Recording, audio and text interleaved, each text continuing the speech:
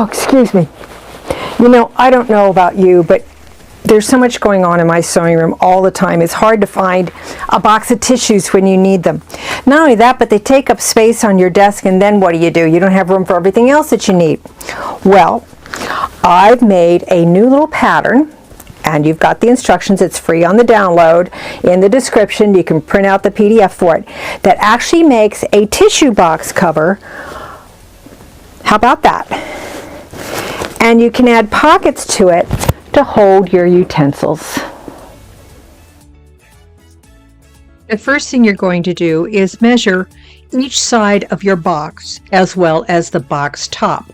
Some can be slightly different in size. For instance, I've also included the directions to make a long tissue box, not just the cube, in the handout. And that again is available for download in the description below. If you can't purchase the stabilizer in a double-sided fusible, you can use Stitch Witchery or similar product.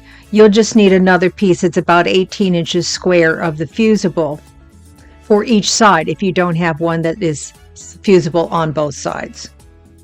Now go to your sewing machine and butt the end of one side to the top square along one side and stitch using a standard zigzag.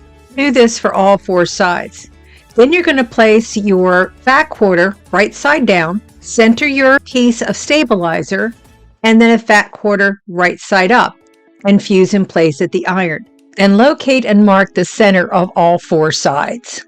Then locate the little pop-up out of the tissue box and mark the centers of that as well. Center it onto your project using your marker. Trace around the outside edge. This is going to create the opening for your tissues to pop up out of the box.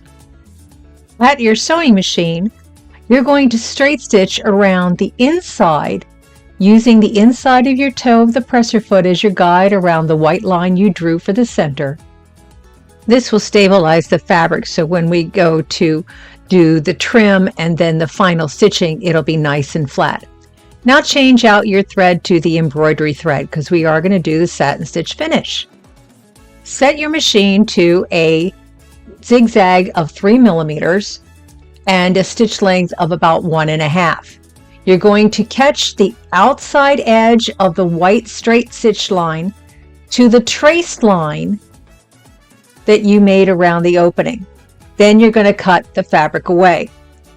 Reset your machine for a 5 millimeter width.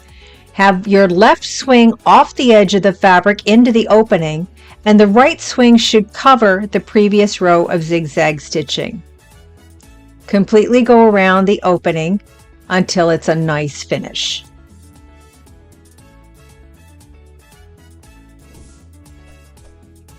Set your machine back to a straight stitch.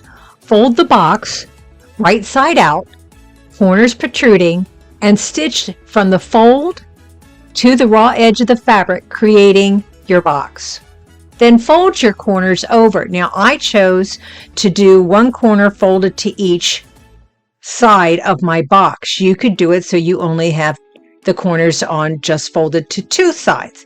Your choice. It's a matter of how big you want your pockets, how many pockets you want, and so forth. Then go back to your sewing machine, still set for a straight stitch, and go completely around the opening. Now you can choose to do a satin stitch edge just like you did for the opening for the tissues. Again, set it up for a narrow zigzag and then go back over it with a wider zigzag. I chose to use extra wide double fold bias tape. Now I've just put this on the edge, folded it over. I'm not stitching 5 or 6 times. You're seeing the only stitching going around the bottom edge of my project simply by doing a narrow zigzag. Now I finished the bias tape by just doing a fold over on the end.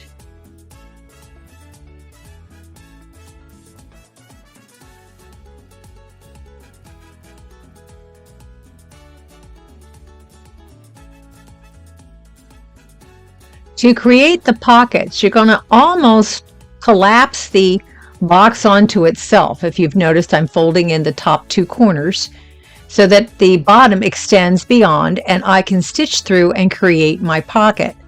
Now, I'm starting at that center line that we drew initially to find the center for marking our opening for the pull-up of the tissues. Now I'm going to start at the base of the project that I just finished with the bias and stitch up that center line to the folded edge of the pocket. Now, at the very end, you can choose to do a bar tack, which is nothing more than a narrow zigzag in a satin stitch length. This will keep your pocket nice and secure. You can put a cell phone in here, you can put sewing implements in here, whatever you desire. But this way, it doesn't take up extra room on your sewing table. You've still got room to keep your utensils. Stitch all four sides if desired, or just the one, and then pop your squares back open. Insert your box of tissues and add your utensils. Thanks for joining me today. This is Susan Anderson at Susan Sew Creative, where it's only wrong when it doesn't work. We'll see you next time.